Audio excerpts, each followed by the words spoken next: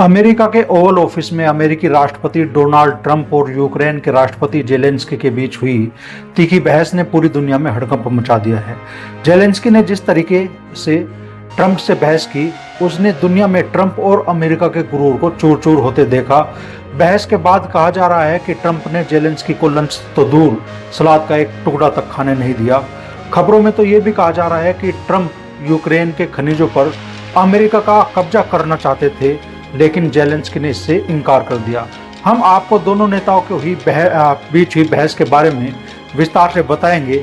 इस बहस के बाद अब अमेरिका के यूक्रेन की मदद से हाथ पीछे खींचने की संभावना तो बढ़ी गई है, साथ ही दुनिया के तीसरे विश्व युद्ध की तरफ बढ़ने की अटकलें भी लगाई जाने लगी है, क्योंकि अमेरिकी राष्ट्रपति से हुई बहस के बाद यूक्रेन की जनता ही नहीं बल्कि दुनिया के कई देश जेलेंस्की के समर्थन में आ खड़े हुए हैं।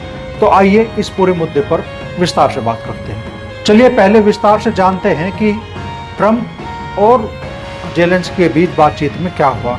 यूक्रेन के राष्ट्रपति वोलोदिमीर जेलेंस्की अमेरिका की यात्रा पर गए थे। बातचीत करने के लिए ट्रंप और जेलेंस्की मीडिया के सामने बैठे। यह बैठक ओवल ऑफिस में हो रही थी। तभी अमेरिका के राष्ट्रपति डोनाल्ड ट्रंप यूक्रेन के राष्ट्रपति जेलेंस्की पर बरस पड़े। उन्होंने लाखों लोगों के जीवन के साथ खिलवाड़ करने के लिए जेलेंस्की को फटकार लगाई।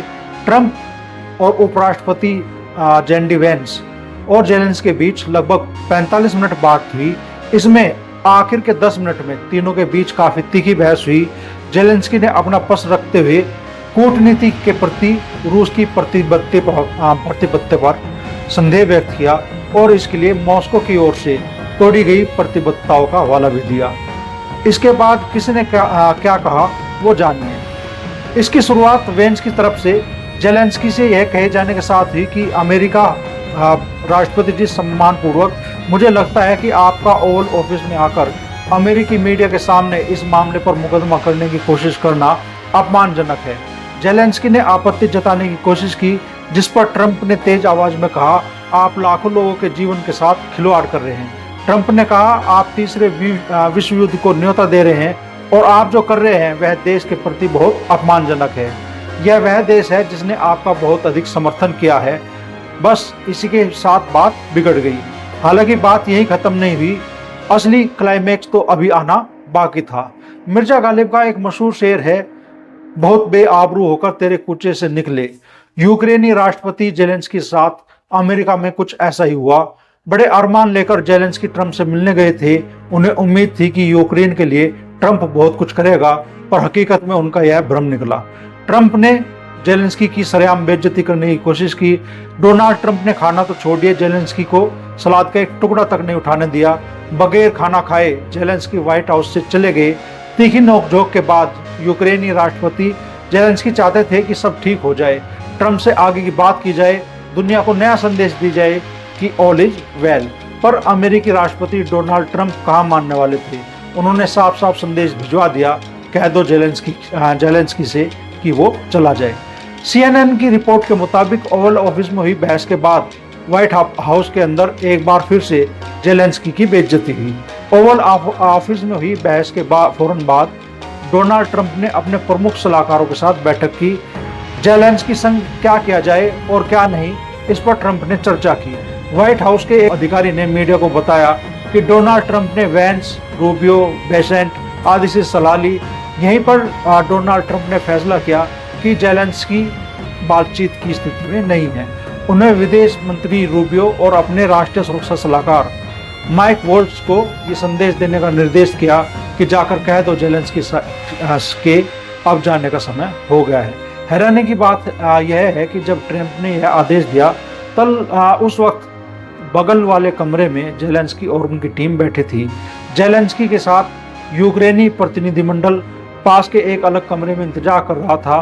विदेशी नेताओं के दौरे के दौरान ऐसा होना आम बात है। दरअसल जेलेंस्की और यूक्रेनी डेलीगेशन लंच का इंतजार कर रहे थे। उन्हें लगा था कि ट्रंप लंच पर साथ बैठेंगे तो दोनों नेताओं के बीच जो गर्मा गर्मी हुई वो थोड़ी शांत होगी, फिर चीजों को ठीक करने का मौका मिलेगा। आमतौर पर अमेरिका जाने वाला कोई नेता दोपहर के भोजन के लिए फिर से मिलता है, मगर ट्रंप के भिजवाए संदेश से साफ हो गया कि जेलेंस्की समेत यूक्रेनी प्रतिनिधिमंडल व्हाइट हाउस में भोजन नहीं करेगा। हैरानी की बात यह है कि भोजन तैयार था, जेलेंस्की और उनकी टीम के लिए खाना पास के एक कॉरिडोर में गाड़ियों में रखा हुआ था, मगर तभी यूक्रेनी प्रतिनिधिमंडल को जाने का निर्देश दे दिया गया। व्हाइट हाउस के अधिकारी ने कहा यूक्रेनी प्रतिनिधिमंडल बातचीत जारी रखना चाहता था, लेकिन उन्हें मना कर दिया गया। इससे जेलेंस्की और तमतमा गए और तुरंत वहां से चले आए। यूक्रेन के राष्ट्रपति जेलेंस्की और अमेरिकी राष्ट्रपति ट्रंप के बीच मीडिया कर्मियों के सामने हुई बहस ने इस मामले को और भी ज्यादा हाई प्रोफाइल बना दिया है। दुनिया भर के नेताओं का इस पर रिएक्शन सामने आ रहा है। वहीं अब रूस की तरफ से कहा गया है कि जेलेंस्की को आखिर में वही मिला जिसके वह हकदार थे। रूसी विदेश मंत्रालय की तरफ से कहा गया कि जिस तरीके से जेलेंस्की ट्रंप से बात कर रहे थे, यह चमत्कार है कि ट्रंप और वेंस ने उनको मारने से खुद को रोक लिया। रूसी विदेश मंत्रालय के प्रवक्ता ने टेलीग्राम पर लिखा कि जेलेंस्की ने व्हाइट हाउस में ट्रंप के सामने काफी झूठ बोले हैं, लेकिन उनका सबसे बड़ा झूठ यह था कि 2022 में युद्ध शुरू होने के बाद से कीव बिना किसी सहारे के अकेले खड़ा हुआ था। इतना सब कुछ सुनने के बाद भी यह चमत्कार ही था कि डोनाल्ड ट्रंप और जेडी वेंस ने जेलेंस्की को मारा नहीं। मारिया के अलावा पूर्व रूसी उपराष्ट्रपति दिमित्री मेदवेदेव ने भी इस पूरे घटनाक्रम को लेकर अपनी राय रखी। उन्होंने लिखा कि अमेरिका ने जेलेंस्की को वही दिया जिसकी उन्हें सबसे ज्यादा जरूरत थी। आखिरकार जेलेंस्की के सामने सच्चाई को रखा गया कि वह तीसरे युद्ध की तरफ खेल रहे हैं। इसके साथ ही पूर्व राष्ट्रपति ने अमेरिका से यूक्रेन को सैन्य सहायता रोकने का भी आह्वान किया। वहीं रूसी मीडिया ने भी जेलेंस्की की ट्रंप के साथ मुलाकात को उनकी आत्महत्या करार दिया। डोनाल्ड ट्रंप ने यूक्रेन पर समझौते का दबाव डाला है। साफ शब्दों में कहा है कि अगर यूक्रेन समझौता नहीं करता तो अमेरिका बाहर निकल जाएगा। उन्होंने यूक्रेन को कंप्रोमाइज करने के लिए कहा है और उनके शांति प्रस्ताव में रूस के खिलाफ लगाए गए अमेरिकी प्रतिबंधों को भी हटाना है। यूरोपीय देशों में अमेरिका को लेकर पनपा ऐसा विश्वास इससे पहले कभी नहीं था। डोनाल्ड ट्रंप की सबसे बड़ी नाराजगी इस बात को लेकर है कि जेलेंस्की ने रूस को किसी भी तरह की रियायत देने से इनकार कर दिया था। इसके अलावा जेलेंस्की ने डोनाल्ड ट्रंप के समक्ष यूक्रेन के दुर्लभ खनिज संपदा पर दस्तखत करने से भी इनकार कर दिया। डोनाल्ड ट्रंप चाहते थे कि अभी तक अमेरिका ने यूक्रेन की जितनी मदद की है वो वापस मिले और इसके लिए उनकी कोशिश यूक्रेन की खनिज संपदा के लिए समझौता करना था। अमेरिका की विदेश नीति के लिए ये सबसे बड़ी परीक्षा है। यूक्रेन के लोगों का मानना है कि उनकी राष्ट्रीय सुरक्षा का अस्तित्व खतरे में है और पुतिन किसी भी हद तक जा सकते हैं अगर उन्हें नहीं रोका गया। यही वजह है कि जेलेंस्की बार बार यूक्रेन की सुरक्षा की गारंटी मांग रहे हैं, लेकिन ट्रंप के साथ बैठक के दौरान अमेरिका के उपराष्ट्रपति ने हस्तक्षेप किया और उसके बाद बहसबाजी शुरू हो गई। पॉलिटिकल ऑब्जर्वर्स से एक सुनियोजित लूटपाट बता रहे हैं, जिसके तहत या तो जेलेंस्की को अमेरिका के इशारों पर चलना होगा या फिर उस संकट को बढ़ाना होगा जिसके लिए सिर्फ और सिर्फ जेलेंस्की को जिम्मेदार और दोषी ठहराया जाएगा। अगर जेलेंस्की अमेरिका मदद के बिना भी युद्ध जारी रखने का फैसला करते हैं तो सवाल ये है कि वे लड़ाई को कितने दिन तक लड़ पाएंगे। ऐसी स्थिति में यूक्रेन के यूरोपीय सहयोगियों पर दबाव होगा कि वो यूक्रेन की मदद कैसे करेंगे। अमेरिका के राष्ट्रपति डोनाल्ड ट्रंप के साथ ओवल ऑफिस में यूक्रेन के राष्ट्रपति जेलेंस्की की तीखी बहस के बाद यूक्रेन के लोग जेलेंस्की के समर्थन में आ गए और उन्हें देश के हितों का रक्षक करार दिया। इसी के साथ ही कनाडा, फ्रांस, जर्मनी, यूके समेत कई देशों ने भी जेलेंस्की का समर्थन किया है। अमेरिका के राष्ट्रपति के आधिकारिक कार्यालय में हुई बैठक के दौरान ट्रंप और अमेरिका के उपराष्ट्रपति से जेलेंस्की की तीखी बहस हुई और इस दौरान जेलेंस्की थोड़े परेशान दिखे। इस घटना ने मॉस्को में रूस के अधिकारियों को खुश किया होगा और वो इसे अमेरिका और जेलेंस्की संबंधों को खत्म करने वाली घटना के तौर पर देख रहे होंगे। बहरहाल यूक्रेन के लोग शुक्रवार को इस तीखी बहस को लेकर अपने राष्ट्रपति के साथ खड़े दिखे। यूक्रेन के लोगों ने कहा कि जेलेंस्की ने देश की गरिमा और हितों के लिए आवाज उठाई।